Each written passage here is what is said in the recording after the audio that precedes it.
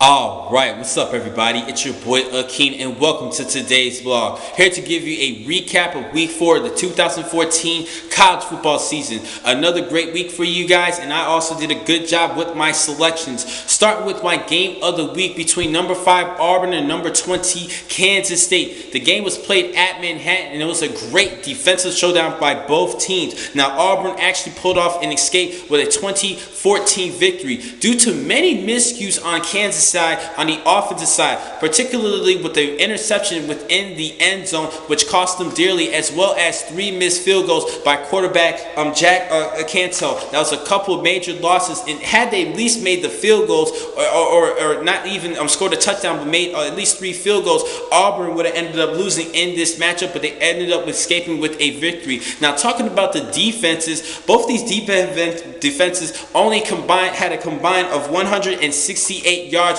on the ground, which is a shocker because both these two teams are known for running the football and running the football pretty well, particularly for Auburn. But Kansas State's defense held Auburn in check and running the football. So the start of the game offensively was Nick Marshall, who had a good performance, 231 yards passing, as well as a couple of scores. Particularly with his top target was DeQuell Williams, the top receiver for this matchup, number 1 in the roster for the Auburn Tigers. Now going over to Kansas State's side, quarterback Jake Waters had a bad game throwing the football. He did pass for 245 yards, but threw a couple of interceptions, but that cost him. That was a major disappointment on the offensive side. He did not get anything rolling throwing the football, and running the football they didn't really do too well, as I mentioned earlier. And those were the key things, but mainly because of the miscues that Kansas State had. They pretty much lost the game more than Auburn won the game. But hey, it all matters what happens at the end of the game, and Auburn pulled out the victory. They seized opportunities and they did not make many mental mistakes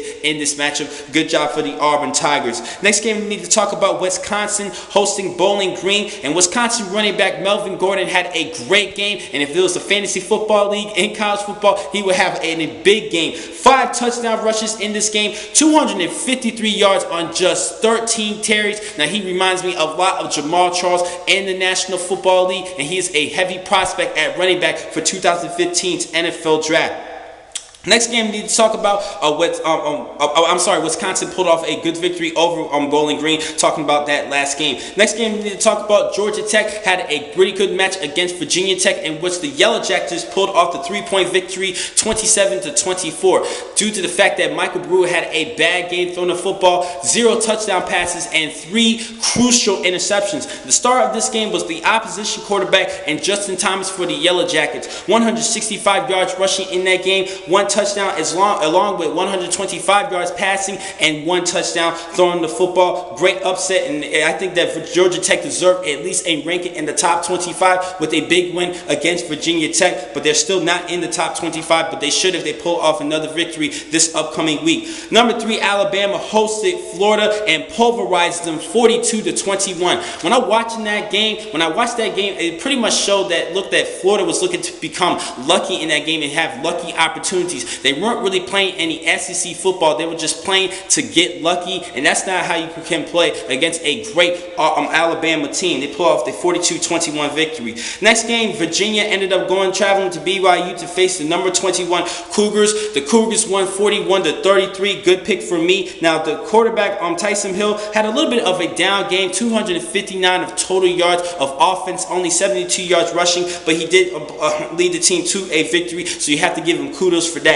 Next game, East Carolina crushed North Carolina 70-41. Good quarterback play from Shane Carden, 438 yards passing and 4 touchdowns. He did throw 1 interception, but that's still pretty much nothing. They crushed the team overall. Next game, a big upset between Indiana and Missouri. Now, Missouri was actually ranked 18th in the nation, and they held a good upset from Indiana. Indiana running back Tevin Coleman had 132 yards rushing in that matchup to lead the team to a 31-27 upset over Missouri. Now, my upset game in the week, and I picked correctly, my team on Mississippi State upsetted number 8 LSU 38-29. Now the star of this game was Dak Prescott, throwing the football as well as running the football, particularly with that 56-yard scamper for the touchdown. That was a great performance on his play, as well as the defense. The defense played great for the first 3 quarters of the game. Then LSU started climbing back in the 4th quarter, particularly in just 28 seconds when they scored 2 touchdowns to wide receiver Malachi Dupree, but Mississippi State did enough just to hold on to pull off the upset in this matchup. I'm very proud of them. Definitely should make the rankings for this week. So far this week in college football. Now another game that I was talking about earlier last week, an upset alert. Number 4 OU was traveling to West Virginia to face the Mountaineers, and they pulled off a good victory, 43-33, due to the great play by Chamaji Perine, the running back for OU. He stepped up to replace Keith Ford for 242 yards rushing and 4 touchdowns. A big performance to lead OU to a good victory. Number 1 Florida State played against number 22 Clemson. This was another nominee for Game of the Week last week, and I still like this game overall. Florida State ended up pulled off in overtime 23-17. Now I'm very proud of quarterback Sean McGuire. He was in tough situations. He made a couple of mistakes, but he dug deep, stood strong, and kept his ground and throwing the football, stayed focused on the game. 305 yards passing, 1 touchdown. He did do 2 mistakes and 2 interceptions, but he still had a good play to replace Jameis Winston, who at first was only going to be suspended for the first half of the game, but Coach Jimbo Fisher and company decided to suspend him for the entire game, and that was a big scare.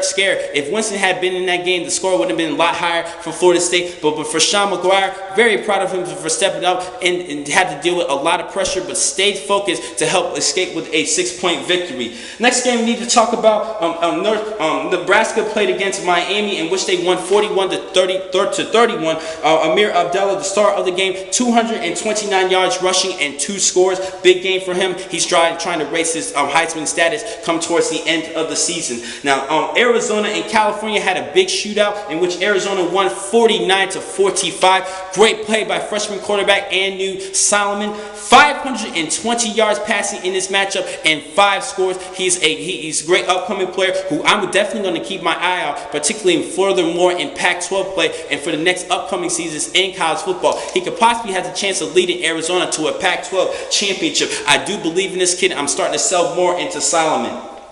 And last but not least, Oregon had a tough matchup against Washington State. I thought Oregon should have crushed the Cougars in this matchup, but they ended up pulling off a 38-31 victory. Washington State kept digging in deep with their passing and quarterback Connor Halliday, who had a great game, but Marcus Mariota and company throwing the football. Marcus Mariota is showing more poise and stronger presence in throwing the football as opposed to being a dual threat athlete. But he's been doing a lot better this year throwing the football, in my opinion, and that's why he's my number 1 quarterback entering the 2015 NFL Draft. Now, overall this week, I went 11-2. Great job overall for the season. 31-10, trying to improve above 75%, just a slight bit above 75% in my wins column, but I still think that we still have a lot more games left to talk about. I'm trying to raise up that bar. I'm trying to aim for at least 80% at the end of the season. Now, the next time I'm going to catch you guys will be later on this week on Thursday, where I will give you a preview of week 5 of the college football season. Thank you for watching today's blog from the Football Source. I'm your man, Akeem McCall. Be easy.